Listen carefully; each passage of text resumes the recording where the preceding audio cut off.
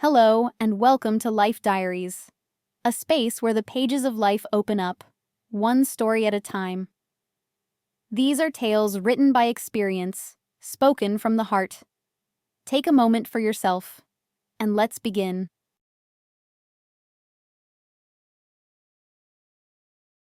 Well, there you see, Sarah Miller. Your little one is perfectly fine, Dr. Clara Peterson announced confidently, finishing her examination of little Annie. The little girl was only 2 months old, but it seemed she had grown noticeably since their last visit. "Thank God!" the young mother breathed out, clearly relieved. "Thank you so much, Dr. Peterson, for coming so quickly. As soon as I saw this rash, I immediately worked myself up, thought of so many terrible things." "There's no need to worry like that for nothing," said the pediatrician, checking the tiny hands and feet one last time. "Don't invent things for yourself. It's better to call me right away. That way you'll save yourself unnecessary stress, and you won't worry the child with your state. After all, she feels everything, even though she's still just a tiny thing, right?" Clara smiled fondly at the baby, and in response, she cooed happily.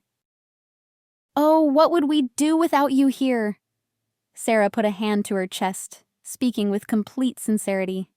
"What a blessing that they send such wonderful and responsive doctors to us, in such a remote place." Clara didn't reply, only smiled reservedly and began packing her medical bag. She had turned 35 this year, and for almost 2 years now, she had been living and working in Yelchika, a tiny taiga settlement lost somewhere in the Siberian depths. She had been allocated a cozy, bright little house and her own office in the local hospital, the only one for dozens of kilometers around. Despite the fact that Clara, a native Muscovite, was used to completely different living and working conditions, the modest, at times even harsh life of the Siberian hinterlands didn't deter her in the least.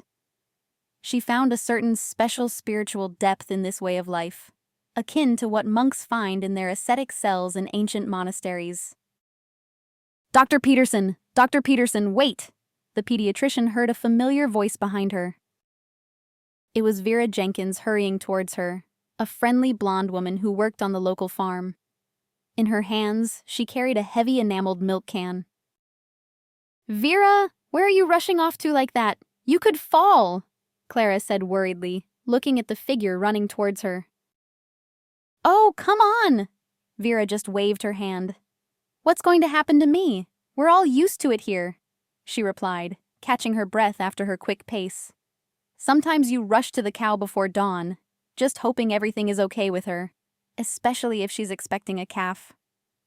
Dr. Peterson, I've brought you some fresh milk. The yield was excellent today." The village resident held out the milk can to Clara. "Oh, Vera, honestly, you shouldn't have." The doctor tried to refuse. But the milkmaid showed enviable persistence. "Take it! Take it!" She shook her head. "I have plenty of this stuff. And you need it more. You have such important work. You treat our children, making rounds every day until night. Nothing is too good for you. Before you, do you know what kind of doctor we had?" Vera almost spat in indignation, remembering her predecessor. She basically didn't care about the children. All she did was come to the hospital to gossip, gather rumors, smear her face with all sorts of cosmetics, and then start wagging her tail in front of our paramedic. Clara quickly took the milk can and thanked Vera. She felt that the milkmaid was about to ride her favorite hobby horse again. And so it was. "But no matter what that Petersburg goat did," Vera continued, "no matter how she tried to charm him, our Dr. Arthur Thompson didn't notice her at all. Not for the life of him." "I understand, little Vera, but I really need to hurry. A pile of papers is waiting at the hospital." However, there was no stopping Vera. She couldn't calm down until she had poured out all her thoughts and feelings. Such was her expansive village nature. "Dr. Arthur Thompson is a completely different person. He's what's his name?" The woman stumbled, searching for a word. Ah, I remember. He needs a completely different kind of woman. Vera squinted slyly, looking at Clara, and finished. He needs to find a wife like you. Quiet, calm, someone who dotes on children. The young pediatrician blushed, feeling the color flood her face up to the roots of her hair. Vera, please, you... Dr. Peterson, take a look at him. Ever since Dr. Arthur Thompson lost his wife, little Simone, he's been living like a bachelor for practically 5 years. The local people aren't right for him. He also came to us from Moscow in his time. At that moment, Clara sincerely wanted to sink through the ground. Quickly muttering something about being short on time, she thanked her again for the milk and hurried away from Vera Jenkins. Everyone, literally everyone in the settlement, was trying to matchmake her with the local paramedic, Arthur Thompson. Clara didn't argue. He was a distinguished man, tall, broad-shouldered, with a dignified gait, and only 5 years older than her. However, despite the attention Dr. Arthur Thompson himself showed her, Clara did not reciprocate his feelings. For her, the handsome widowed paramedic was just a pleasant colleague, evoking no other feelings. And how could it be otherwise, when the young pediatrician's heart was forever occupied by another person, her own husband? Clara hurried to push away the sad thoughts that flooded in, especially since the modest building of their village hospital, painted in beige and light gray tones, was already visible ahead. As she climbed the steps of the porch, the woman couldn't help but think how lucky she was that the local residents had welcomed her so warmly and hospitably. It's well known, after all, that not every outsider, especially from Moscow, is capable of gaining the trust of villagers. Clara, however, had managed to become practically one of their own, largely thanks to the fact that she was literally obsessed with her work. And now, entering her small, cozy office, she wanted to get straight to the paperwork, when her attention was drawn to a huge, lush bouquet on the table. Someone had already put the flowers in a vase, and a wonderful fresh scent filled the room. No, not this, the pediatrician thought. I've asked so many times. Dr. Peterson, knock knock, may I come in? Dr. Arthur Thompson, beaming his perfect snow-white smile, slowly squeezed through the doorway. And a good day to you, Dr. Thompson. Clara forced a polite smile. I presume these flowers are from you? Do you like them? He asked. I decided to cheer you up a little. Lately, you've been looking quite sad. Is everything all right with you? Clara placed the milk can under the table and exhaled confidently. Couldn't be better. Only you shouldn't have spent so much. She shifted her gaze to the bouquet. It's enough just to wish me a good day. We've already discussed this, Dr. Thompson. I am categorically against any signs of attention at work. For that matter, outside of work, too. Thompson's smile faded slightly. However, the man was not going to give up without a fight. You know, little Clara, sometimes I think you're deliberately teasing me, the paramedic said, his face unchanging. Honestly, I just don't understand why you're treating me like this. I'm even starting to run out of ideas of what else I could do to please you. Clara looked tiredly at her persistent suitor. Arthur, how much more? How else can I explain to you that there can be nothing personal between us? I understand it's hard for you to accept that I don't want to date you, but let's face the truth. We simply want different things from life. Our personalities don't match. What can you do about it? The young doctor looked pleadingly at the paramedic. She had lost count of how many times she had tried to make him understand these seemingly elementary things. Is it because you still love your husband? He asked a painful question. Thompson knew that Clara didn't like to remember her past life in Moscow, and yet he didn't miss an opportunity to remind her of the reasons for her move to Yelchika. The woman's face instantly became impassive. Excuse me, Dr. Thompson, but I am genuinely very busy right now. I'm afraid we have nothing more to talk about. I understand your feelings like no one else, Clara. Believe me, I've been in your shoes myself, Thompson said seriously. However, sooner or later you'll have to return to real life. Sometimes we just have to accept that the people closest and dearest to us leave. By letting go of the situation, you'll finally be able to look around and see that there are people nearby who care about you. I will wait for you, Clara. I hope you'll soon realize that you and I have every chance of creating a wonderful family. Clara looked at the paramedic, her lips trembling and her eyes full of tears.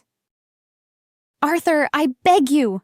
the woman cried out, paling, unable to control her emotions, and simply burst into tears, dropping her head into her hands. "Cry, Clara, cry," Thompson said quietly, leaving the office. "Maybe tears will sober you up. Stop pretending to be a steel lady." The woman didn't answer him. She simply couldn't speak. The paramedic had to leave, leaving Clara in the solitude she so desired. Clara's mood was utterly and irrevocably ruined. The pediatrician spent the rest of the day filling out medical charts for little patients and their mothers, as well as seeing babies at the hospital. The young woman tried to behave as usual, friendly and polite. However, she felt a gnawing pain in her heart. The familiar dull ache mixed with intense anxiety gradually filled her heart from the moment Arthur made her remember her husband again. "Glenn," she mentally addressed him every time her heart felt unbearably heavy. "I believe we will meet again. Let others say whatever they want. Remind me however they please that you are most likely no longer alive. I don't believe it. I don't believe it. And I never will. You are so strong, so brave. You couldn't have just taken then." In the evening, getting ready for bed, Clara sat for a long time in front of the mirror, examining her face, which had become drawn from heavy thoughts and worries. Who would have thought that in just 3 years, the once young, energetic Clara would turn into a grief-stricken woman, whose gray hairs, shimmering like silver threads in her once perfect dark blonde hair, would make her look much older and more serious than before. The young pediatrician loved to read before bed, not professional literature, but ordinary fiction, whatever she could get her hands on. Fortunately, in those days, living in the capital, the girl did not lack books. Here, the most she could afford was the journal, Herald of Medicine, and that was by subscription, which she had prudently arranged at the post office the same day she moved to the settlement. Not a single online store delivered books to such a distant and remote region. And to be completely honest, Clara no longer felt drawn to intricate detective stories or magical adventures in romance novels, which she had once loved so much. The world had long lost all its colors for her, and only work somehow kept her afloat. Plunging headfirst into the problems of newborns and their young, and sometimes not-so-young mothers, Clara thus drowned out her own pain, which stung her heart every time the woman remembered that she herself was unable to have children. Clara got up from the table where the small mirror stood, and out of the corner of her eye noticed how thin and unremarkable her figure had become. The expression that love withers a lonely woman described her perfectly during that difficult period of her life. She was alone, and she loved. She loved with all her soul and all her heart, selflessly and boundlessly. One single person who, most likely, was no longer alive. But pediatrician Clara Peterson could not even entertain the thought of, as Dr. Arthur Thompson put it, accepting and letting go. But despite all the darkest moments of her thoughts, in the very same heart where the persistent pain now lingered, there remained a faint hope. A hope that lifted Clara every morning and made her believe that one day she would still hear the familiar warm voice of her beloved husband. That night, the woman couldn't close her eyes. Her thoughts constantly returned to the past, to those wonderful and carefree years when she and her husband were truly happy, and nothing marred their quiet family joy.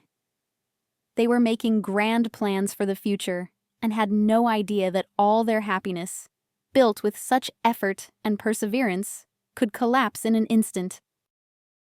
Clara felt tears streaming down her cheeks again. "Oh, Lord," she whispered to herself. "Glenn, darling, forgive me. I'm such a sentimental, silly girl." Before poor Clara Peterson's inner eye, bright images of the years spent with her husband involuntarily flickered again, gradually immersing the woman in a deep, yet simultaneously beautiful and sad dream, one that the healer of children's ailments herself would have preferred not to see at all, so as not to become even more emotional after the inevitable awakening. Once upon a time, Clara had a completely different life. The bright lights of the capital, working in one of the best clinics, meeting friends on weekends, shopping in fashionable boutiques, all this was an integral part of the young pediatrician's daily life. Clara was born into a good, respected family of doctors. Her mother had worked in gynecology all her life, and her father was one of the leading surgeons at Scliff. The girl always saw her parents as an example. Strong, determined, they went straight for their goal and achieved everything thanks to their own hard work, natural talents, and desire to constantly learn and develop. But besides everything else, they also loved each other madly. Having lived together for almost 25 years, they became a role model for their daughter, who dreamed of continuing the noble dynasty of medics, choosing pediatric medicine. Thus, Clara was able to combine her two passions in one profession: medicine and working with children. She studied easily and with pleasure, effortlessly graduated from medical school with honors, after which she almost immediately got a job at one of the best clinics in the city. From there, she gradually moved to an excellent private clinic, where she worked for several years, constantly improving her qualifications. She met Glenn when she was already an adult and self-sufficient young woman. She was 26 at the time. The young employee of the Ministry of Emergency Situations completely captivated Clara with his strength, masculinity, but at the same time, gentleness and kindness. Clara had never met such an understanding man as Glenn before. At that point, she had already had several unsuccessful relationships and had become disillusioned with the opposite sex, intending to fully devote herself to her work. That year, she, along with a couple of other specialists from the clinic, were sent on a general quota to so-called survival courses.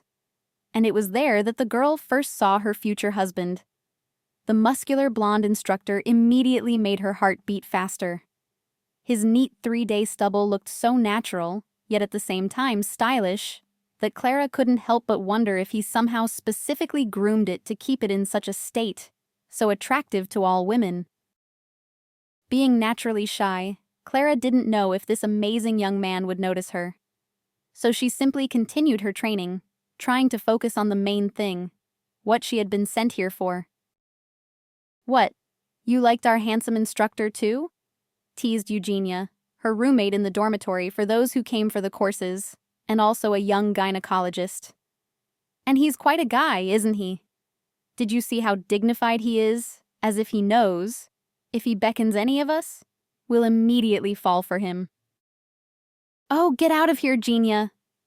Clara brushed her off then, feeling the color flood her usually calm face. "What nonsense are you talking about again? He's handsome, of course, but nothing more." "Aha! And who was staring at him with wide eyes when he was giving that dummy artificial respiration?" her friend joked. "Probably imagined him doing something like that with you?" Eugenia rolled her eyes dreamily. And Clara just winced, wrinkling her charming nose. "Ugh, Genia, you're supposedly a grown girl, but you're behaving worse than a teenager, honestly. How nasty!" "What's nasty about it? Do you think if you act like a saint, he'll immediately pay attention to you?" Genia ran her fingers easily through her curly hair. "You need to be bolder, little Clara. Nowadays, men don't value modesty in women, but what's scientifically called initiative." "Well, let others stick with their initiative. I'm a fan of more classic courtship methods," Clara replied calmly.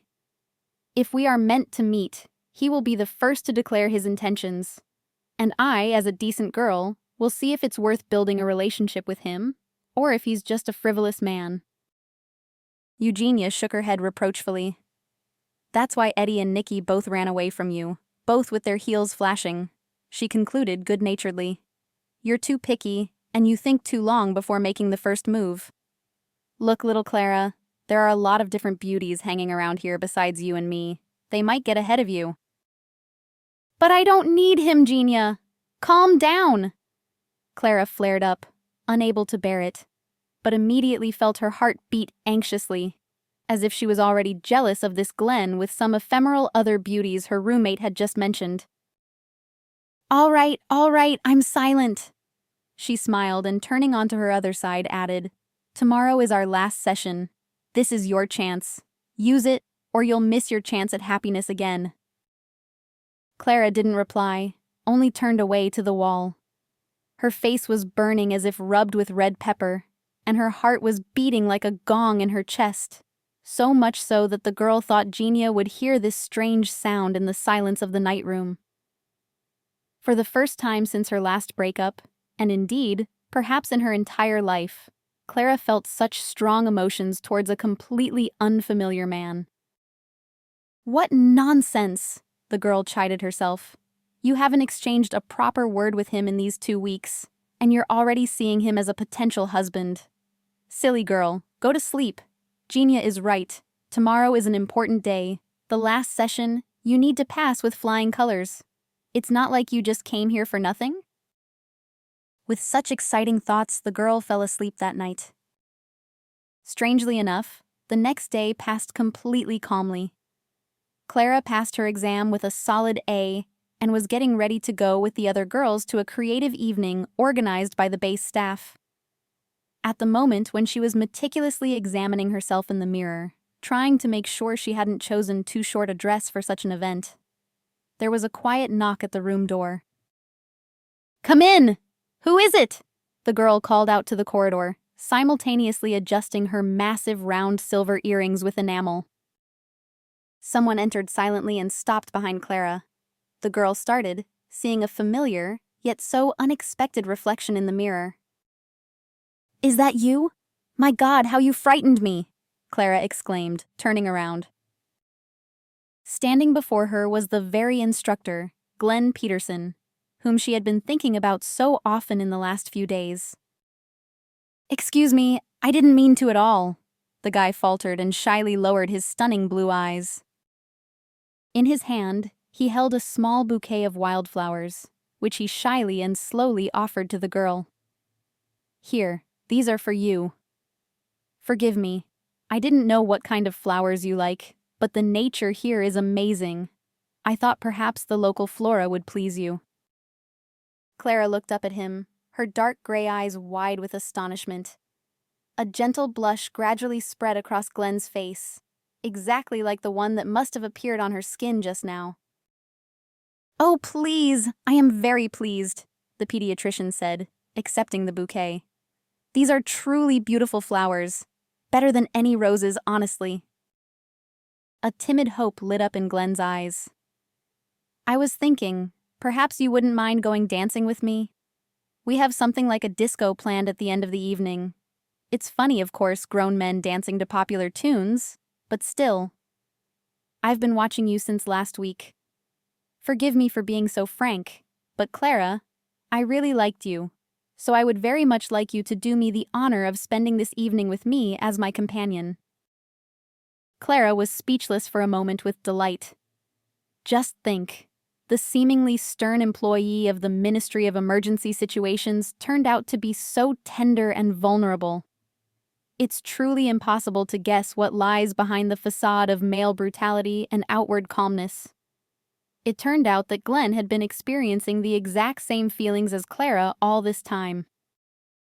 "Of course, I will do you this honor," the girl replied playfully and smiled sweetly at her chosen one. "Just promise you won't smoke much. You know, there's nothing worse than a partner who has been smoking before a dance. I simply tolerate cigarette smoke very poorly." A bright and pleasant smile lit up Glenn's face. "Oh, I can easily fulfill that wish," the young man said, mimicking a magical genie. "After all, I have never smoked and don't plan to start, so I obey and comply." The guy folded his arms in the characteristic gesture of genies and bowed slightly. Clara, at that second, didn't know where to hide from shame. "Lord, forgive me for this tactlessness," the girl exclaimed. "I should have guessed that many of your colleagues are for a healthy lifestyle. It's just that both of my previous admirers weren't averse to indulging in a cigarette from time to time, and I suffered terribly from it afterwards." Clara looked into Glenn's blue eyes and bit her tongue. Who prompted her to mention past men? But today, the emergency services employee treated her words with understanding. He seemed completely unfazed by the mention of past romances. Offering her his arm, Glenn, like a true gentleman, escorted her directly to the local community center, where the Ministry of Emergency Situations staff had already prepared a wonderful concert for the students with jokes, poems, and even songs of their own composition. The latter greatly pleased Clara and made a big impression. That evening, the girl heard a real bard song for the first time. "Thank you for this wonderful evening," she thanked her companion when the dancing ended, and they, walking slowly under the blooming apple trees, reached the women's dormitory. "I haven't felt I don't know, so free perhaps in a very long time. It turned out to be so easy here to distract oneself from everyday affairs and the ubiquitous hustle and bustle." "Yes," Glenn drawled, agreeing with her. "I've always felt that this place has its own special energy. It seems like nothing special, a regular base near Moscow, but as soon as you drive a few kilometers away from Moscow, it already feels like a completely different world. No high-rises, no shopping centers at every turn. Only a calm and measured life, where everyone can find their true place." Clara looked at Glenn and couldn't believe her happiness. Here he was, a person who understood her inner state like no one else. However much she loved the capital with its frantic pace, bright, sometimes garish shop windows of cafes and stores, it was only here, many kilometers away from Moscow, that she truly felt what life was like. As if all her senses were instantly heightened, granting a certain secret, yet so simple knowledge. Every person has their true purpose. One only needs to follow it and the call of the heart, and then harmony and grace will surely come into life. "Clara," Glenn looked at her unexpectedly seriously. "Tell me, can we see each other again? Don't consider it presumptuous. It just seems to me that something good could come of us." "Of course," the girl calmly assured him. "Let's exchange phone numbers. As soon as I arrive in Moscow, I'll write to you right away." Such a joyful and slightly childlike smile appeared on Glenn's face that Clara's heart immediately fluttered, warmed by the light feeling blossoming in her soul. Returning to the capital, Clara thought a lot about what this amazing trip had brought her. Was it worth writing to Glenn herself? Or was it better to wait until he was free and made the first move himself? Her doubts vanished when a few days later, a message arrived on her phone. "I'll be in Moscow in a few days. Do you want to meet at VDNKH?" Without thinking for a second and trembling all over with joy, Clara immediately replied, "Yes, I'll be eagerly waiting for you." In response, the girl received a playful smiley face, after which she exhaled with relief. It seemed a new phase was beginning in her life. The first date was followed by several more, and soon the relationship became truly serious. It seemed Glenn and Clara couldn't spend a day apart. They constantly texted, called, and sent each other sweet postcards, just like young students who had just tasted true first love. Less than 6 months later, Glenn proposed to Clara. The girl naturally agreed, promising the young rescuer that she would make him the happiest man in the world. "I'm the one who should be promising you such things, silly girl," exclaimed Glenn, pleasantly surprised. "Remember, A man's duty is to take care of his woman and give her only love and joy, but also to protect her. You will never regret becoming my wife." Clara's parents approved of their daughter's choice. Glenn inspired their trust and said the right things. And after a conversation with Stephen Roberts, the girl's father, he became like family to them. "Although I grew up in an orphanage," the guy honestly admitted, "I understand well what a real family should be like. Clara has told me a lot about your relationship with Angelina Roberts. If I can come even a little close to something similar in marriage with your daughter, I will simply be happy." "It's good that you intend to make my daughter happy," said Stephen Roberts. "Only what about the fact that your job is dangerous? One never knows. You might leave my little Clara alone. And what then?" This question didn't faze Glenn at all. "At our base, all safety measures for transport and equipment are in place. Monthly diagnostics, and in case of damage, immediate replacement of parts or technically important components of the equipment." Glenn spoke to the bride's father as if reporting on the state of a service facility to his superiors. Clearly, concisely, so that the man would have no doubt that his work, although involving risk, was provided with everything necessary to avoid that risk.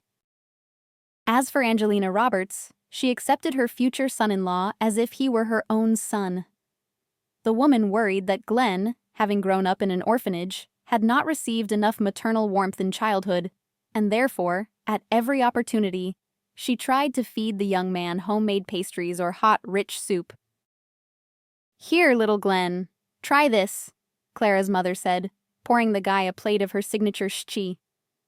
"I cooked it especially for you. I had a feeling you and little Clara would drop by today." Glenn felt uncomfortable refusing, although Clara's mother's soup seemed a bit heavy to him. Thanking Angelina Roberts for the treat, he glanced at Clara with a smile, who also understood everything but couldn't stop her mother's burst of kindness.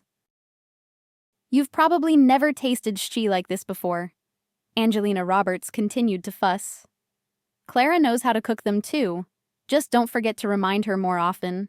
Otherwise, with her work lately, all she does is eat on the go. And she can't do that now, after all. She's getting married. She'll have to feed him properly and eat well herself so that you have a healthy baby as soon as possible." "Mom!" Clara couldn't stand it, blushing like a boiled lobster. "Enough! What baby? We're not even married yet. The registration is only in a month. Anyway, Glenn and I wanted to live for ourselves for a bit first, and only then think about children." An awkward silence hung in the air. Glenn looked expressively first at his bride, and then at the disappointed faces of her parents. "A little. How much is that approximately?" asked Angelina Roberts sadly. "I hope you won't become one of those modern couples who think it's better to get 3 cats, a dog, and a parrot than to have a couple of healthy children. You're not like that, are you?" "What are you saying? No, of course not!"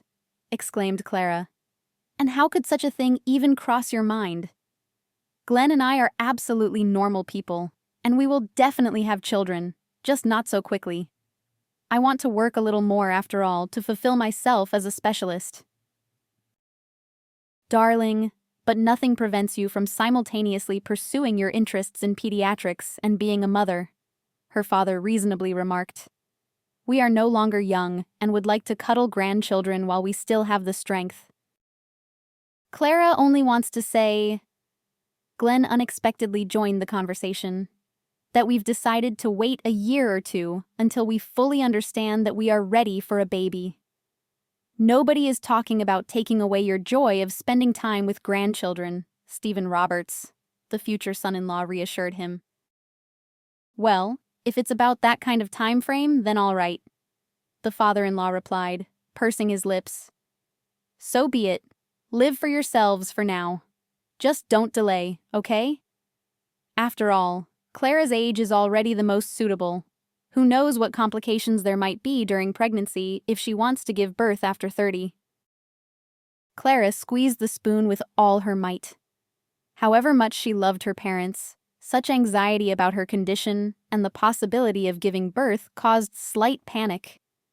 The girl had always known she wanted to be a mother, but she wanted to decide for herself at what age and how it would happen. Her father and mother constantly pressured her, frightening her by saying that her childbearing age had already, in their opinion, crossed all reasonable boundaries. Clara still had fresh memories of how upset Angelina Roberts was when she broke up with her last suitor. Rather, the real reason for her upset was not her daughter's personal tragedy, but the fact that she hadn't thought of getting pregnant by the guy, so that, as her mother put it then, she could have a child for herself and resolve the pressing issue in their family. Clara felt Glenn squeeze her hand under the table. His gaze seemed to say, "Calm down. This changes nothing. We will still do what we want." Clara smiled at her fiancé and thought again how lucky she was to meet a person who truly understood her. The Petersons had a modest wedding. From the groom's side, there were only a few best friends from his unit. From the bride's side, there were friends, relatives, and a couple of her father's good acquaintances, specially invited from the Ministry of Health. Clara and Glenn decided not to have a lavish celebration. They planned to use part of the money they saved for the first down payment on a mortgage. The young couple dreamed of their own apartment, as Clara had been living with her parents all this time, and Glenn had been renting. However, Angelina Roberts and Stephen Roberts presented the couple with a truly royal wedding gift. "Here," the bride's father said to Glenn, handing him the keys to a brand new apartment. A 2-room apartment right in the center, near the metro. 10 minutes, and little Clara will be able to get to the clinic without traffic. And you'll also have the opportunity to shorten your commute a little. Glenn didn't know how to thank his father-in-law, and so he just hugged him tightly. "Thank you, Stephen Roberts," the groom said sincerely. "If you only knew how grateful little Clara and I are." "Oh, it's nothing," the bride's father brushed it off. "After all, I'm doing this primarily for my daughter, so she can live more comfortably. You take care of her and don't forget about grandchildren. Your mother and I will be eagerly waiting," the elderly surgeon reminded his son-in-law, then playfully wagged a finger. Clara, upon learning that she and her husband would now have their own apartment, squealed with delight and threw her arms around her father's neck. "Dearest Daddy," the girl said, kissing her father on the cheek tirelessly. "You are the very best, my dear. How did you and Mom manage this?" "Well, we put some things aside. I won't hide it," Stephen Roberts said, blushing with joy for his daughter. "Mom and I decided to prepare a family nest for you in advance. We are not beasts. We know how hard it is for young people to earn their own housing nowadays." Clara and Glenn felt the happiest at that moment. They looked boldly into the future and believed that a long and wonderful family life awaited them. The first 2 years flew by for the young family like a single moment. Clara worked at the clinic all the time, and in the evenings she turned into a desperate housewife, constantly cooking something delicious and unusual to please her husband, who returned late in the evening from his dangerous service. Glenn, on the other hand, was constantly on call. In what extreme situations he hadn't been. Clara, of course, worried about her husband with all her heart, and waited for his call with a sinking heart every time. However, God was merciful. Everything was fine. Despite the fact that Glenn had to pull people out from under rubble and chase away daydreaming fishermen from a half-melted pond, and many other things. And then a joyful event happened in their family. One evening, when Glenn returned from work, Clara met him with eyes burning with happiness and mischief. "What is it, darling? What happened?" her husband asked. "I have a surprise for you," Clara confided and pulled him into the living room. There, on an exquisitely set table, a festive dinner awaited Glenn, one he hadn't received from his wife in a long time. In the center, on a huge porcelain dish with painting, a large French-style chicken baked in wine awaited him.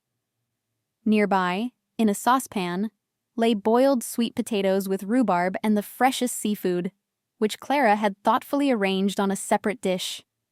And on the other side of the table, in a tall vase, appetizing fruits were visible, and next to it stood a bottle of excellent wine and, for some reason, a carton of orange juice. "Wow," Glenn exclaimed sincerely. "What is the occasion for such a celebration?" The man kissed his wife and looked at her questioningly. "Did you get a promotion?" "Well," Clara answered evasively, "you could say that. Just not the kind of promotion you're thinking of." "Oh? Interesting," her husband said, intrigued, after which his wife sent him to wash his hands, and she managed to lay out clean napkins. She really wanted this evening to be memorable for them for a long time, and for that, everything had to be perfect. "So what's the surprise?" Glenn asked a little later, when she had seated him at the table and placed the steaming chicken on his plate. "I'm full of anticipation. I really want to know." Glenn playfully clinked his fork and knife, showing he was very hungry and waiting for an answer. "I'll tell you everything now. Just open the juice and wine first, please. I can have—" Glenn didn't understand the hint at first, and was calmly unscrewing the wine cork with a corkscrew, when it suddenly dawned on him. "Wait! And why did you specifically want juice?" Clara tried unsuccessfully to suppress a smile. She felt herself blushing again. She covered her lips with her hand and looked at her husband eloquently. "Are you saying you're pregnant?" Glenn asked quietly. Clara lowered her eyes, then nodded affirmatively. "My God! Little Clara! We're going to have a little one. My darling, my sunshine. What happiness! I'm going to be a father, do you understand? A father." Glenn almost dropped the bottle, trying to jump up from the table and hug his wife. When he succeeded, he twirled Clara around in a joyful waltz. The young woman laughed and didn't take her eyes off her beloved husband for a minute. "Look how much we have to do now." The man, excited with happiness, said hurriedly, "And we already need to decide where the nursery will be. Choose a crib. Have you told your parents yet?" "Not yet," his wife replied, shaking her lush hair and still laughing. "We'll tell them together when we go to Mom and Dad's next weekend." Glenn nodded understandingly. "Lord, Clara, I thought this was happiness. A beloved wife and a hot dinner every day. A loyal rear, support. But this is something completely different. How I love you, my darling. How I love you." For the Petersons, exciting, yet such wonderful weekdays began. It seemed everything remained as before, but now every evening they did things together that are typical for all future parents. Together they chose a stroller for the baby, dreamed of how they would paint the wall where they would put the baby's cradle, argued about whether it would be a boy or a girl, and what name they would give the future baby. One day, when Clara was already 3 months pregnant, she and Glenn decided to have a cultural day off together and went to the theater. They were staging a new production of The Flying Dutchman there, and Clara really wanted to see it. The play amazed the young woman with its sets and the power of the actor's performance. The evening promised to be unforgettable, as after the theater Glenn suggested going to a restaurant. "But after such a 3-hour spectacle, we definitely need to refuel with something unusual," Glenn said happily to his wife as they left the Bolshoi Theater. "You must be terribly tired. I would be a terrible husband if after all this I also make you cook something at home. No, let's go eat somewhere nice." "If you do that, you'll be simply the perfect husband," Clara agreed. "To be honest, I'm ready to eat an elephant right now, or at least a hippopotamus. Those tiny sandwiches in the theater buffet didn't impress me at all." The dinner was magnificent. Clara was already preparing to remember this evening as one of the most beautiful in their life together, when something completely unthinkable happened. The couple was already heading out to the parking lot. Glenn had called a taxi, and it was due to arrive any minute, when their path was blocked by 3 unknown men. Judging by their dilated pupils and strong smell, these guys were clearly under the influence of alcohol or other substances, and the hands of all three were covered in tattoos turning blue in the autumn twilight. "Hey, guys!" one of them shouted to the others, and the whole group instantly began examining the Petersons. Glenn immediately understood what was happening and raised his hands peaceably. "Hey, guys, don't worry. Let's part ways like civilized people. We don't need any trouble. Here." The Ministry of Emergency Situations employee took out his wallet from the inner pocket of his jacket and pulled out all the cash. "That's all I have, guys, really. Take it, go with God. My wife and I just want to go home, that's all," Glenn said as calmly as possible. However, Clara, frozen in terror at that moment, felt with every cell how tense her husband was. The tallest of the three, and evidently the leader, glanced assessingly at the small sum Glenn was offering. Then he took a couple of steps towards Peterson and snatched the money with one swift movement. Like a monkey finding a new toy, the convict jumped around happily in front of his henchmen. "Look, guys," he waved the bills. "People are understanding nowadays." "Well, I like it," the second one drawled in a nasty voice, and then for no reason at all, stared intently at the pregnant Clara. "No fight, no chick for a quick one." A bald, stout man slowly stepped towards Glenn's wife. "Oh, this broad is quite something in my opinion," the villain muttered. "So juicy." Glenn instantly shielded his wife with his body, and Clara felt her mouth suddenly go dry. A second later, a nasty, sour lump rose from somewhere in her throat, making the woman instinctively grab her stomach, where the life of a small child was beginning. Fear, a disgusting animal fear for her husband's life and their unborn son or daughter. That's what Clara felt at that moment. She pressed herself against her husband's back, closing her eyes for a second. "Don't come near her!" Glenn threw in his face and immediately took a fighting stance. "One move, you can say goodbye to your worthless life." "Well, I'll be. This pampered piece can even talk," replied the third criminal, who had well-developed muscles instead of his comrade. "Try saying that again." With these words, the scoundrel pulled a gleaming folding blade from inside his jacket, suspiciously resembling a razor. "What, not so brave now, huh?" the fat man guessed, pointing at his buddy's hand. "Now my buddies and I will quickly clean up your face so you know how to talk to respected people. And your chick is coming with us. Don't be scared, it's not far at all, just to the nearest bushes." All three laughed like old hyenas. Glenn seemed to turn to stone, completely ready for a deadly lunge. "When I say so, just run, without looking back," Glenn whispered to his wife over his shoulder. "No, I'll stay here with you," Clara whined pitifully into his jacket. "What are you waiting for, Bunny? Come out to the big uncles." The fat convict continued to coo in the meantime. "The uncles really want to play with you. They want it so much they're about to finish off your boyfriend." Hardly had he finished speaking when all three lunged at her husband. "Run!" Glenn shouted to his wife and immediately entered an unequal fight with the three ghouls. He began throwing random kicks and punches, trying to drive the convicts away. The man couldn't execute a single hold, as he risked slowing down, which would have been a fatal loss. Clara lunged somewhere to the right, hoping to bypass the brute with the razor. However, he was quick-witted and immediately delivered a powerful blow to the woman's stomach. "Where are you dropping, you otter?" the convict hissed and grabbed Clara by the hair, pulling her close. The woman first felt the terrible stench of his breath, and then the cold blade pressed against her tender neck. "Glenn!" she screamed, and Glenn immediately lost his guard, which resulted in him receiving a crushing blow to the jaw and falling to his knees. "No, oh!"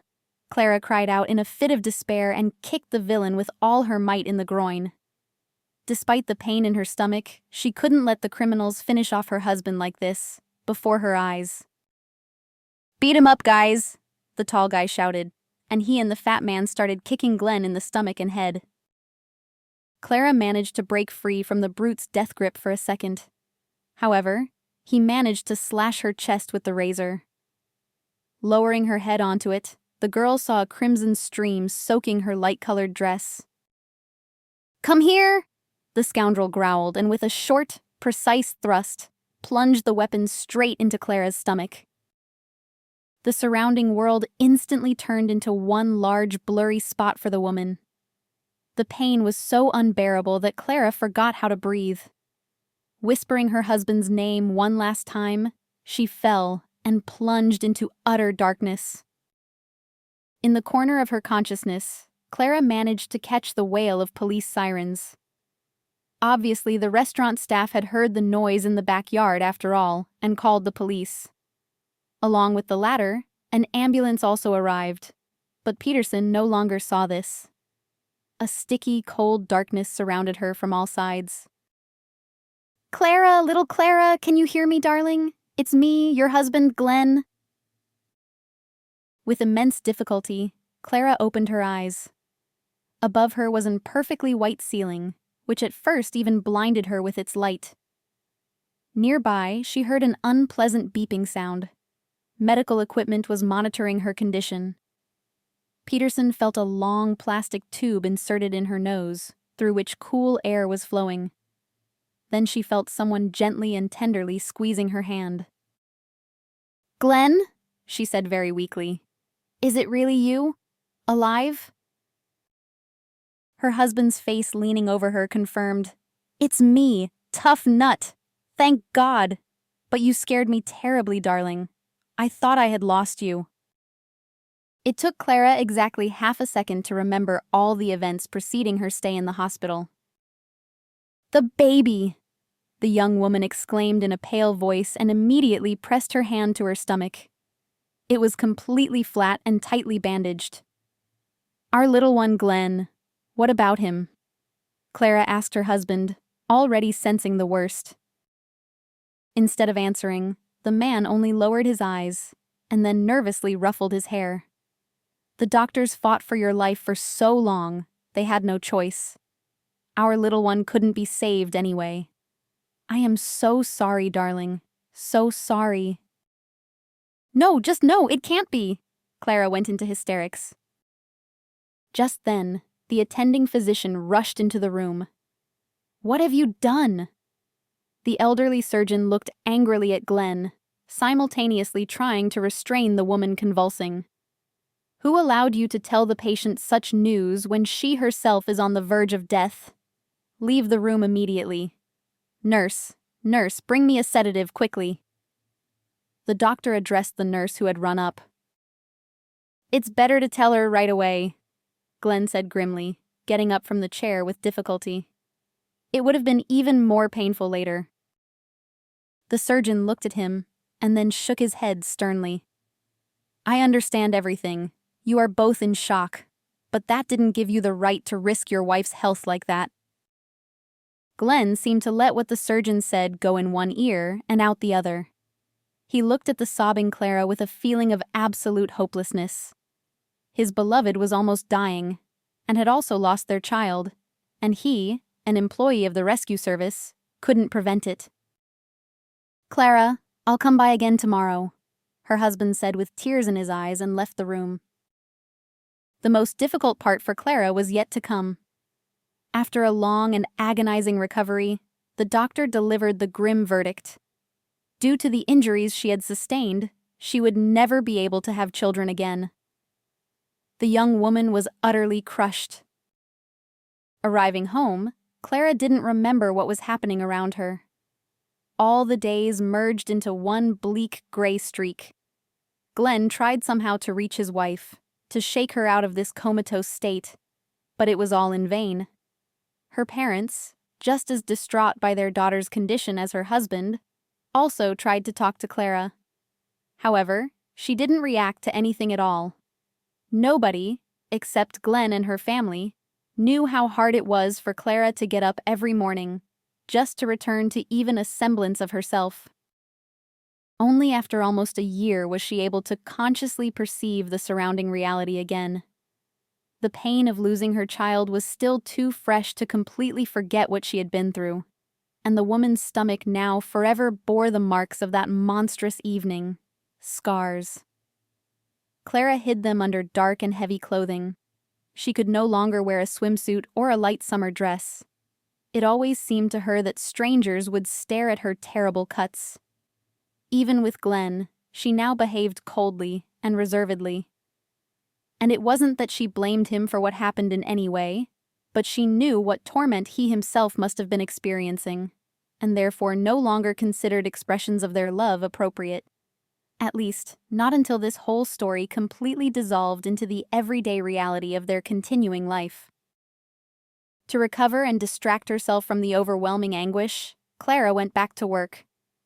Despite the fact that it was unbearably painful for her to look at other people's children every day, the woman increasingly found herself thinking that she was slowly, little by little, feeling better.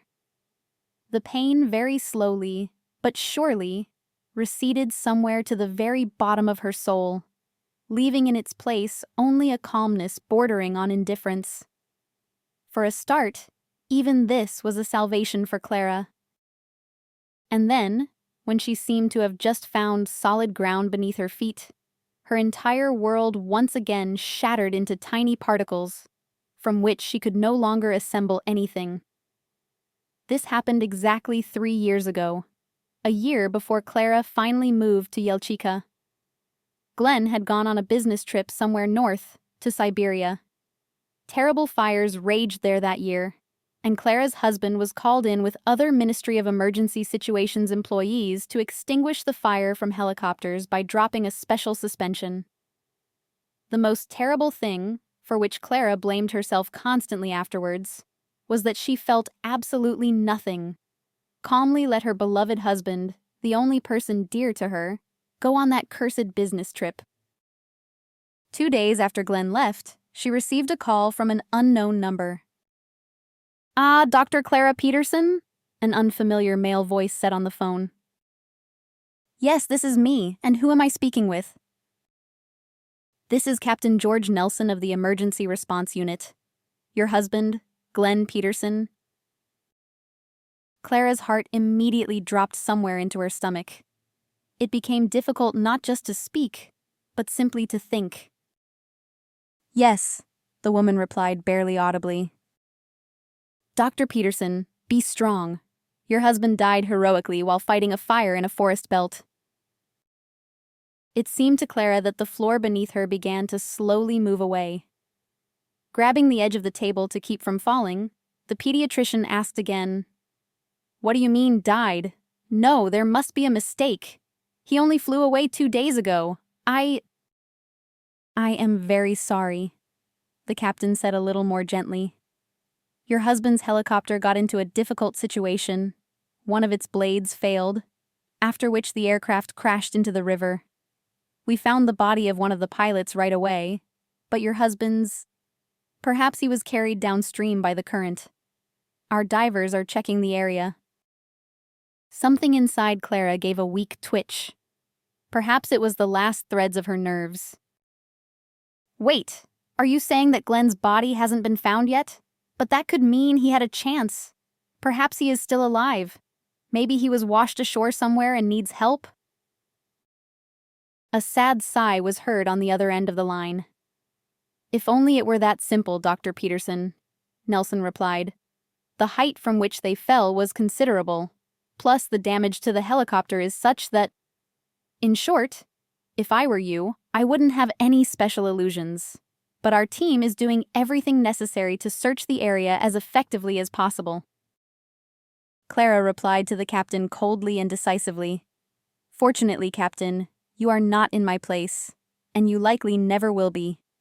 I will come on the very first flight as soon as possible. I want to personally participate in the search for my husband." "Enough, Dr. Peterson, you don't need all this, honestly," Nelson warned her in a fatherly tone. However, the rescuer's wife was a straightforward person when it came to preserving her family. "Let me decide what I should do myself. Give me the address, I will come." Warning her parents and superiors, the woman set off into the very heart of the taiga. Together with members of the search and rescue team, Clara scoured the forests there far and wide, but alas, found no trace of Glenn. "I told you that you are just upsetting yourself with this for nothing," Captain Nelson complained about Clara's arrival. "We still didn't achieve anything substantial." "No," Clara told him firmly. "My husband will be considered missing until you find his body. Only then will I accept that he has died. And until then, you must continue the search for as long as possible." Exhausted, Clara returned to Moscow, and the search for her husband continued for several more months. However, it was all in vain. Finally, the woman came to a difficult decision: to abandon everything in the capital and move to a remote taiga settlement for permanent residence. Yelchika was exactly such a place. "Daughter, darling, reconsider." Angelina Roberts, overwhelmed by the whole situation, pleaded with her. "I understand. The grief from losing little Glenn will stay with you forever. But you want to leave not only your job and home, you want to leave us too." Clara's elderly mother held back tears with her last ounce of strength. "Mom, forgive me, but this is the only thing I truly need right now," the pediatrician explained. "I can't stay here anymore. Everything here reminds me of Glenn and how much we had, how much connected us, and how much we lost." Angelina Roberts looked at her daughter with an attentive, understanding gaze. "Promise me you'll at least write to me then," her mother asked pleadingly. "Of course, Mommy, my dear," the daughter assured her, hugging the elderly woman. "As soon as I get settled, I'll write right away. I've already arranged with the local hospital. They're taking me right away in my specialty. Can you imagine? The staff there is very small, about 10 people, so I don't have to worry about rumors regarding my person." "Oh, darling, rumors are such a contagion," Angelina Roberts said, wiping her eyes with a handkerchief. "Even if you don't want them to, they'll appear out of thin air. You're a new person to them, so at first they won't trust you. They'll be watching. Just bear with it a little. Maybe you'll fit into their way of life. Just write to me, darling. Don't forget about your mother and father." Clara hugged her mother tenderly and promised that everything would definitely be fine with her. The next morning, she was already sitting on a plane, carrying her to the distant, unknown Siberian lands. When Clara woke up the next morning after a difficult night full of dreams mixed with memories, her head ached so much that the woman didn't know what to do with herself. After taking 2 painkillers, she somehow made her way to her medical station, hoping that the fresh air and the scent of forest herbs would cheer her up a little. However, no sooner had she immersed herself in the documents than the milkmaid Vera burst into the office. "Dr. Peterson, help! All hope rests on you," Vera said, out of breath from running. "Vera, what's wrong? Calm down, catch your breath. Shall I get you some water?" "No time for that." The plump blonde waved her hand. "Get ready." "Where?" Clara didn't understand. "Little Susie Miller, the granddaughter of our healer Alevtina, is very ill. I was at their house the other day, there, in the forest." Vera vaguely gestured around her. "Little Susie started wasting away then, practically before my eyes. And this morning I brought them milk, and Alevtina instructed, 'Call your doctor here. My potions aren't helping,' she said." Clara had heard something out of the corner of her ear about the local hermit Alevtina Miller. The elderly woman, who was rumored to be over 100, rarely appeared in the village, preferring to buy groceries and things through local residents. Clara didn't approve of the women going to the healer, but she couldn't do anything about it either. They had been used to consulting with her on all matters related to women's affairs since childhood. The only thing Peterson hoped for was that they would be smart enough not to entrust their lives and the lives of their young children to the midwife. Not so long ago, however, a rumor spread in the village that Alevtina had a granddaughter. However, no matter how hard Clara herself tried to reach her to check on the baby, she couldn't find the old witch's forest hut. And Alevtina's daughter, Ellie, flatly refused to see doctors. She and her grandmother were, in principle, as Clara understood, against modern technology and medicine. "But they've ruined the child with their herbs!" Clara exclaimed excitedly and immediately got ready to go. "How old is this Susie anyway?" Vera thought for a minute. "She seems very small, a year at most." "Even better," Peterson said, shaking her head. "Vera, can you take me there to Alevtina's? Every time I try to come, I get lost." Vera looked strangely at the pediatrician and then quietly muttered, "Strange. Somewhere." "Interesting," the milkmaid replied, louder now. "All right, just follow me closely. The terrain there is swampy. It's easy to stumble." Half an hour later, the two women were walking into the impenetrable forest thicket. Vera walked easily and briskly, almost flying over snags and sharp branches that seemed to avoid the village resident. For Clara, this journey turned into a real hell. By the time they reached the edge of the forest, where the tidy Miller hut stood, Clara felt squeezed like a lemon, and was also completely scratched by the local trees and bushes. "Here we are," Vera said contentedly, pointing to the healer's house. "With your permission, I'll go home. I still have 1,000 household chores to do." "Of course, go," Clara nodded. "Thank you for your help. It's surprising how I couldn't find their house all this time myself. It seems like it's not far to walk here, but every time I seem to lose my way." Vera glanced at Clara slightly suspiciously. Who knows why the old witch didn't let her into her house, Vera thought on her way back. It means she thought it was necessary. Maybe she felt some competition from her. After all, Clara was a doctor, and a real one at that. Alevtina and Ellie never liked doctors. Clara, left alone, hurried up to the hut's porch and gently knocked on the slightly open door. The pediatrician received no answer. Then she decided to enter herself without an invitation. The atmosphere inside was utterly mystical, as if Clara had come to visit Baba Yaga herself. Bunches of various herbs hung everywhere. Jars with incomprehensible preserves stood around, and there was a sharp scent of juniper and spruce needles. The young woman walked into the living room, hoping that a sick child was lying somewhere here. The room turned out to be quite ascetic. An old oak table, a couple of chairs, a kerosene lamp, a chest of drawers, and a couple of framed photographs. One showed a girl in a sundress-like dress, similar to those worn when burning the Maslenitsa effigy in spring. She stood embracing a very old, wrinkled woman, like a dried olive. Apparently, these were Alevtina and her daughter Ellie. "My God! How old is Ellie then?" Clara thought in surprise. If it's true that her mother is 100, then this woman is definitely a witch. She even managed to give birth to a child. Clara put the photograph back and looked at the second picture. And right then, something inside her seemed to snap all at once. "What did you come for?" A cawing old voice sounded behind Clara. "If I had my way, you would have just wandered through the swamps here. But apparently, a hopeless situation has occurred today. The taiga itself let you through to me." Peterson slowly turned to the healer, meeting the gaze of her unkind black eyes, exactly like a crow's pupils. Alevtina turned out to be very petite, less than half of Clara's height, but nevertheless looked very determined and a little hostile. "Where did you get this?" Clara asked, pointing a finger at the second photograph.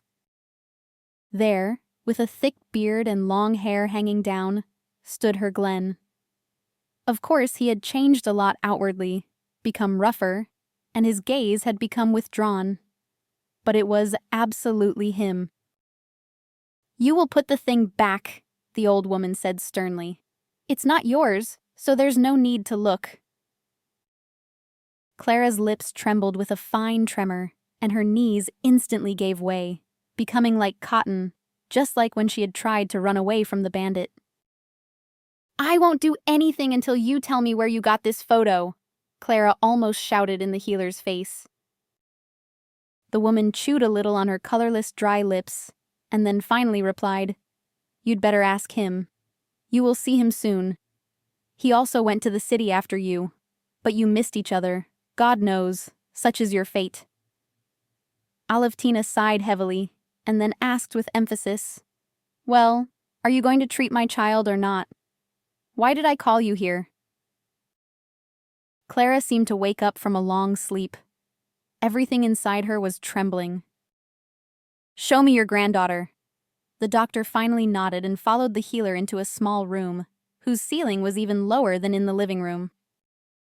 Here, in a tiny crib, lay a small pale girl. Only her cheeks were burning with an unusually bright blush. "Is this Susie?" Clara asked, immediately getting to work. She examined the baby and stared at Alevtina in horror. "So how is it?" "She also got sick the day before yesterday, and she's only getting worse. I don't understand why my remedies aren't helping." "Do you understand that your granddaughter has pneumonia?" Clara asked loudly, her eyes flashing. "The little girl urgently needs hospitalization. Thank God Vera brought me to you. A little more, and you would have lost the child. Do you understand that?" The healer's face wrinkled even more, as if she had bitten into a sour apple. "Don't yell, I understand, that's all," the old woman replied submissively. "No, I'm just wondering where her mother is," Clara asked, looking angrily at the elderly woman. "No, you really let it get this bad. That's it. Now it's just an IV drip and praying that little Susie comes to." The child made a weak sound under the pediatrician's hands. "My God, she's burning up all over!" the woman said and took a syringe and an ampule of medicine from her bag. "And what is this? And you're going to inject it?" Alevtina asked distrustfully, looking at the ampule. "Meaning, microchip my granddaughter? I won't allow it." And the healer blocked Clara's access to the crib. "Calm down. This is a standard fever reducer used in such cases for children," Clara replied confidently, looking her in the eyes. The old woman hesitated, but still moved aside, allowing her granddaughter to be given the injection. "Now it should get easier," Clara said and looked at the healer. "What words you know. Microchip my granddaughter. Can you imagine? And how would I know what's in the heads of you newcomers?" The healer asked with indignation. "There's Ellie, my adopted daughter. She went into the forest the day before yesterday and hasn't returned. Maybe your colleagues took her for experiments." The next moment, large tears rolled down Alevtina's eyes. Clara understood that the woman was not entirely in her right mind, and it would be better if she took the girl with her to the hospital after all. With all these thoughts, the pediatrician almost forgot about the mysterious photograph she had seen in the living room. However, the next minute, the solution to this mystery appeared before her in person. "Doctor, is she all right?" Glenn asked with unconcealed anxiety in his voice. I was practically begging Alevtina, imploring her to let me call a real doctor here. Clara carefully turned to the man, trying not to faint herself. Her lost husband stood right before her, exactly as he was in that photograph. "Glenn!" was all Clara, pale as a sheet, could utter. "Tell me it's true. You? Am I not imagining this?" The man looked at her for a minute with a bewildered gaze, and then a spark of recognition flickered in his eyes, and then he grabbed the door altogether so as not to collapse onto the floor. Memories crashed into his mind like a snow avalanche. "Zachary, have you never seen our village doctor?" The old woman shifted her gaze from Clara to Glenn and back. "Why is she calling you Glenn? Was that what they called you in your past life?" And then Alevtina looked closely at the pediatrician, and only after that said with dislike, "So it was you he was calling for in his delirium then? And I was wondering why I didn't like you right away. I felt you were connected. But I didn't think it was so close that your threads stretched across the whole country." "Clara, darling, it's me, Glenn. You see everything correctly, my dear. How could I have forgotten everything? Despite the distance separating them, Glenn in 2 wide steps flew to his wife, who was crying with happiness, and squeezed her in a strong embrace. I knew it! I knew it! I knew you were alive, Glenn. I talked to you every night, prayed for you. I felt that you didn't crash in the helicopter then. But who took care of you? Alevtina and Ellie? And how did you end up here? Her husband looked at her with anxiety, but with boundless love, and then said, I will definitely tell you everything. Only please, let's take my daughter to the hospital first. I'm very worried about her condition. Daughter? Clara said in astonishment and recoiled from Glenn. So Ellie had a child with you? A tense silence hung between the spouses for a minute, and then Clara managed to compose herself and said somewhat dryly, Yes, you are right. A child's life is above all else. Taking the girl in his arms, the man hurried to leave the hut. He effortlessly led Clara out of the forest thicket back to the settlement and, under the surprised gazes of the villagers, carried his daughter straight to the hospital.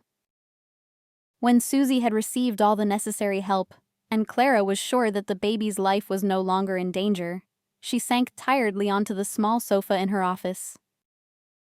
Can we talk? Glenn said quietly as he entered. Clara raised her eyes, red from worry and tears, to him.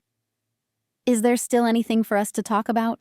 She asked in a toneless voice. The man carefully entered the office and locked the door behind him. Clara, I have so much to tell you, he began. And before that, I want to assure you, if I could have remembered even one day of our life before, I would have immediately returned to you in Moscow, honestly. The woman smiled sadly in response. Apparently, you were so well here that you didn't even have to remember anything.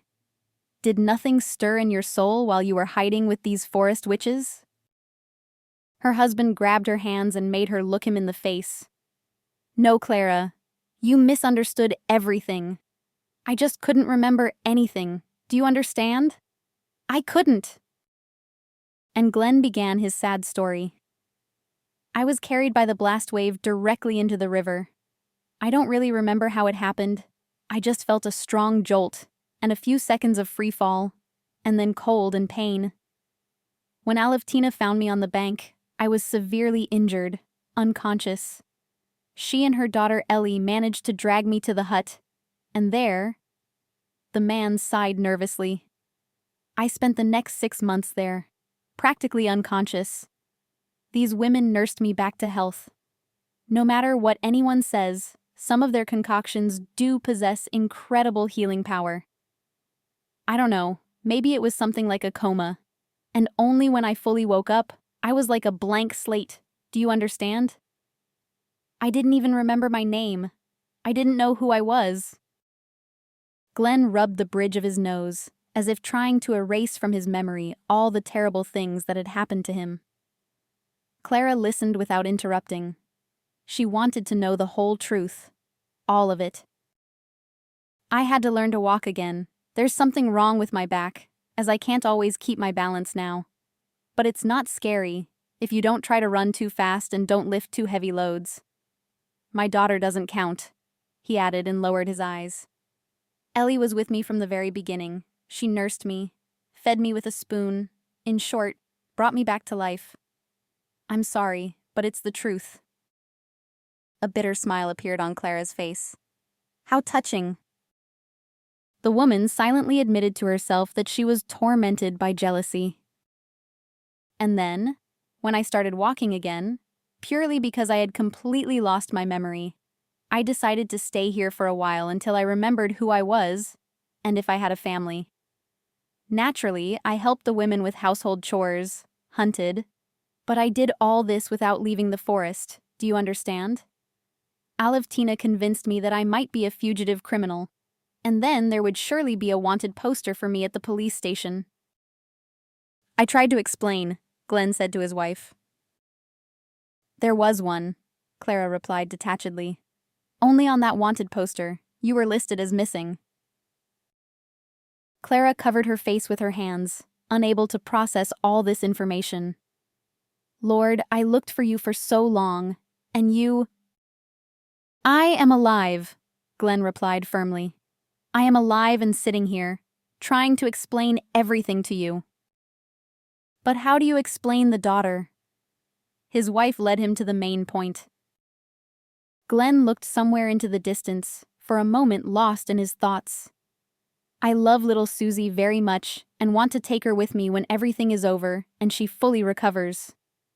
It was a moment of weakness, Clara. Understand? I didn't remember anything. Absolutely nothing. And Ellie was so kind to me. When she said she was pregnant, I understood that no matter what happened, I would take care of my daughter. His wife turned away. She didn't want Glenn to see her face right now. Only Ellie is no longer here, Clara. What? The woman didn't understand. Ellie is gone? Do you remember Alevtina said she went into the forest and hadn't been home for 3 days? Well, today I found her. What happened to her? Clara whispered, sensing something bad. She's dead, Glenn replied curtly. My God! Clara exclaimed and covered her mouth with her hands to keep from screaming. How did it happen?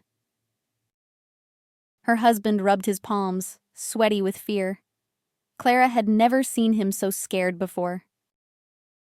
Apparently she went to gather herbs and berries, but, in short, it was a bear. I only recognized her by her dress and her basket. Clara felt her feet turn cold. And are you going to tell Alevtina? Glenn only shook his head. I suspect she has already guessed herself. Let her better believe that her daughter drowned in the swamp than learn such a terrible truth from me. They have slightly different concepts of death here. I buried Ellie right there, in the forest. So Alevtina, God willing, won't stumble upon her. The taiga gave, and the taiga will take back. Alevtina said she found Ellie as a lonely teenager who was supposedly hiding in the forest from her stepfather. So she took the girl in. Don't be angry with her, Clara. She really was a very good person. What? How can I now after learning something like this about her? Clara felt shame burning fiercely inside her. Alas, only after the news of Ellie's death could she see in her a person who had saved her husband's life, and not a cunning seductress. Clara, Glenn asked quietly, let's leave here once Susie is on the mend. Shall we leave? You can forgive me, can't you? Clara looked into her husband's blue eyes, and at that very second made the only right decision. Of course, Glenn. I am still your wife. And so it happened. As soon as little Susie recovered, Glenn and Clara, having quickly packed, were ready to take the bus to the nearest airport that very evening, from where a helicopter could take them to the mainland, and from there they could get to Moscow by regular plane. Glenn wanted to go say goodbye to Alevtina, when Vera stunned him with tragic news. It turned out the old healer had passed away the night before. Apparently, she couldn't survive the loss of her daughter, the milkmaid suggested then. And her age, too. No one knew exactly how old Alevtina Miller was. Clara, upon hearing about the old woman's death, even shed a tear. However she felt about her and her unconventional methods of treatment, she had never wished such a fate upon her. Don't worry, Dr. Peterson, Vera assured her. We will bury Alevtina properly according to Christian custom. The pediatrician thanked the kind village woman and, saying goodbye to everyone except the persistent paramedic Thompson, left with her husband and Susie back to the capital. Returning home, their first order of business was to officially adopt little Susie and restore all of Glenn's documents. Clara's parents were happy to learn that their son-in-law was indeed alive. They held a big celebration for the occasion, and Susie became that long-awaited granddaughter who came to them almost 10 years after their daughter's wedding. Glenn returned to work at the Ministry of Emergency Situations, but due to his injury, he could no longer work in the field, so he returned to where he had started. Now he consults and trains young recruits. Now he is full of strength and energy, and wants to make life calmer and more constructive, dedicating most of his time to raising his daughter and his beloved wife. Clara, on the other hand, continued working at the clinic, returning to her previous duties. She, like before, treats children, only now her own little daughter awaits her at home, whom she loves more than life, and for whom she thanks God every day. Thus, having gone through a series of misfortunes and trials, the Peterson family finally found a second chance at happiness. And this time, they are not going to let it slip away.